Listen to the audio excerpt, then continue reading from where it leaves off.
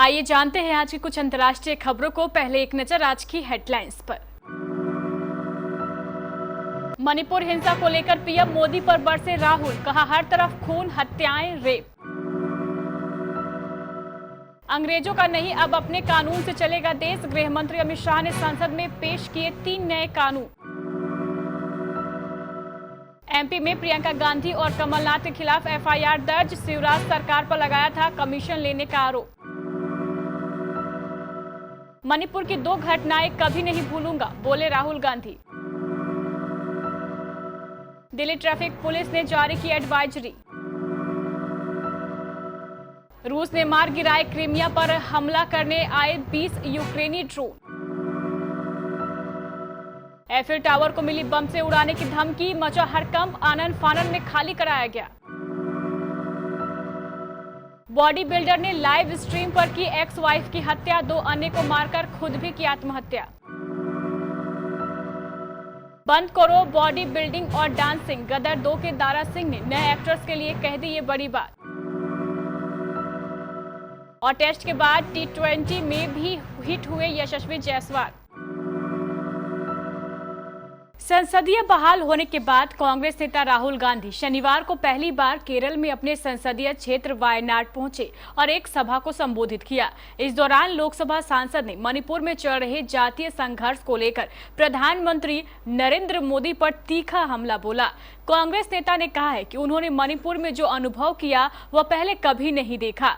Media को संबोधित करते हुए राहुल गांधी ने मणिपुर की महिलाओं के साथ हुए मुलाकातों का जिक्र किया और उनके साथ हुए दुखद घटना के बारे में बताया। उन्होंने एक ऐसी मां की कहानी सुनाई जिसने अपने बेटे को खो दिया था और उसके पास उसे याद करने के लिए केवल उसकी एक तस्वीर बची थी। राहुल ने एक अन्य महिला के बारे में बताया जो अपने साथ हुए दर्दनाक हादसे को याद नहीं कर सकी और बेहोश हो गई।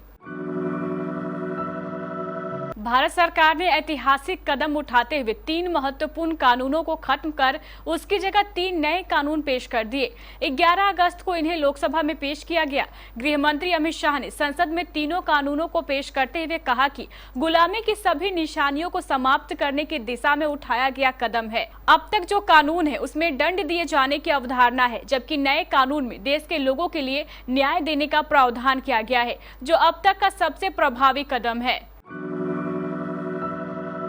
मध्य प्रदेश की शिवराज सरकार पर 50% कमीशन का आरोप लगाने पर प्रियंका गांधी समेत कांग्रेस के 3 वरिष्ठ नेताओं के खिलाफ केस दर्ज किया गया है। इंदौर के संयोगितागंज थाने में प्रियंका गांधी, कमलनाथ और अरुण यादव के खिलाफ आईपीसी की धारा 420, 469 के तहत केस दर्ज किया गया है। दरअसल प्रियंका गांधी ने अपने सोशल मीडिया पोस्ट में राज्य सरकार पर 50% कमीशन लेने का आरोप लगाया था। इसमें एक पत्र का हवाला दिया गया था। मामले को लेकर भारतीय जनता पार्टी के नेताओं ने कांग्रेस महासचिव प्रियंका गांधी वाड्रा के खिलाफ कार्रवाई की चेतावनी दी थी।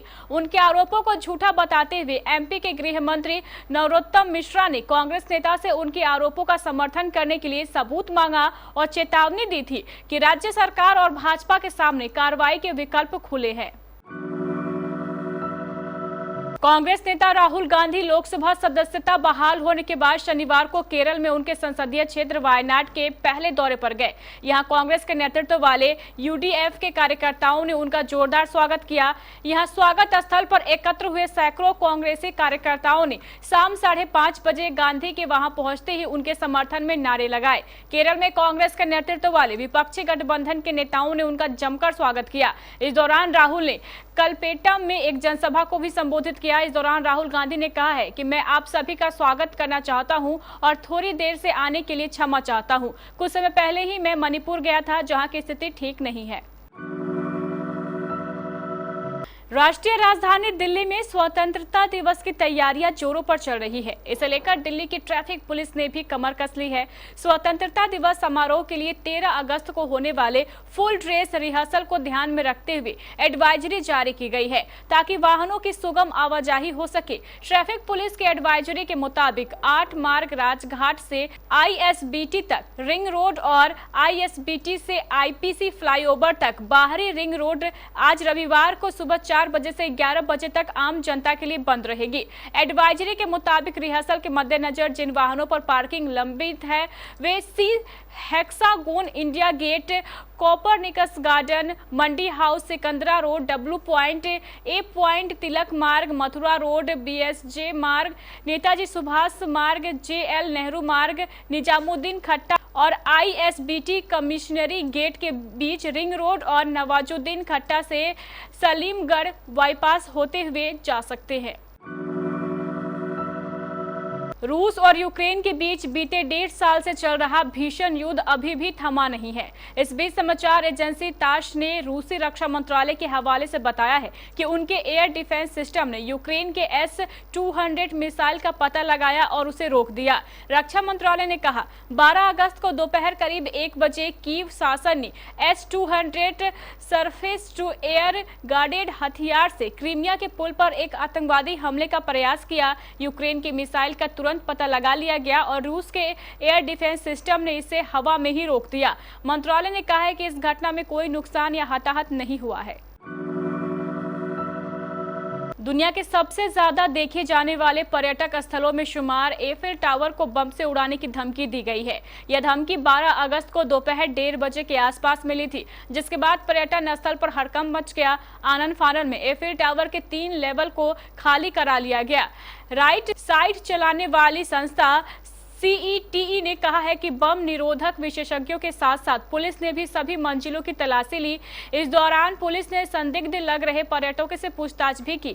समाचार एजेंसी रॉयटर्स की रिपोर्ट के मुताबिक फ्रांसीसी पुलिस ने बताया है कि बम की धमकी मिलने के तुरंत बाद सबको अलर्ट कर दिया गया। इसके साथ ही पर्यटक स्थल के आसपास सुरक्षा बढ़ा दी गई। एहतियातन एफिल टावर को शनिवार को पर्यटकों के लिए बंद कर दिया गया। यूरोपीय देश बोस्निया में एक व्यक्ति ने इंस्टाग्राम पर लाइव स्ट्रीमिंग करते समय अपनी एक्स वाइफ की कथित तौर पर गोली मारकर हत्या कर दी। इसके बाद उसने शुक्रवार 11 अगस्त को पकड़े जाने के डर से भागते समय 2 अन्य लोगों की हत्या कर दी और बाद में अपनी जान ले ली। तुलजला शहर की पुलिस ने एक बयान में बताया है कि हमला उत्तरी पूर्वी बोस्नियाई शहर ग्रेटे काक में हुआ, जहां हमलावर ने पुलिस की ओर से पकड़े जाने से पहले ही 3 लोगों को घायल कर दिया और फिर खुद आत्महत्या कर ली। आरोपी की पहचान नेरसिम सुलेमानोविक के रूप में हुई है। वह बोस्निया के उत्तरी पूर्वी शहर ग्रेटे काक का रहने वाला है। बोस्नियाई मीडिया ने कहा है कि 35 वर्षीय युवक एक बॉडी बिल्डर है और फिटनेस कोच था, जिससे पहले ड्रग तस्करी और एक पुलिस अधिकारी पर हमला करने के आरोप में गिरफ्तार किया गया था। सनी देओल ने 22 साल बाद एक बार फिर तारा सिंह बनकर हिंदी सिनेमा पर तहलका मचा दिया है। उनकी फिल्म गदर 2 के ओपनिंग कलेक्शन ने बड़ी बड़ी फिल्मों को पीछे छोड़ दिया है। एक तरफ जहां उभरते सितारे बजट पूरा करने में ही हाथ मलते रहते हैं, दूसरी ओर सनी देओल की गदर 2 ने पहले ही दिन ताबड़तोड़ कमाई कर डाली। फिल्म की सक्सेस एंजॉय कर रहे सनी देओल ने एक लेटेस्ट इंटरव्यू में नए एक्टर्स को एक बड़ी सलाह दी है। उनका कहना है कि नए एक्टर्स को बॉडी बिल्डिंग और डांसिंग की जगह एक्टिंग सीखनी चाहिए। टेस्ट क्रिकेट का आगाज शतक के साथ करने वाले यशस्वी जायसवाल भारतीय टीम की जर्सी में T20 इंटरनेशनल में भी हिट साबित हुए हैं। वेस्टइंडीज के खिलाफ खेले गए चौथे T20 मैच में यशस्वी ने बल्ले से ऐसी तबाही मचाई है कि हर कोई इस युवा बैटर की बल्लेबाजी का मुरीद हो गया है। यशस्वी ने 51 गेंदों पर 84 रन की नाबाद पारी खेली और भारतीय टीम को जीत दिलाकर लौटे। यशस्वी जायसवाल शुरुआत से ही बेहतरीन फॉर्म में नजर आ रहे हैं और उन्होंने खुलकर अपने शॉट्स लगाए। पारी के पहले ही ओवर में ओवेड मेकॉक के खिलाफ यशस्वी ने 2 चौके जमाते हुए अपना खाता खोला। यशस्वी को दूसरे छोर से शुभमन गिल का भी अच्छा साथ मिला और दोनों ने पावर प्ले में मिलकर 66 रन बटोरे।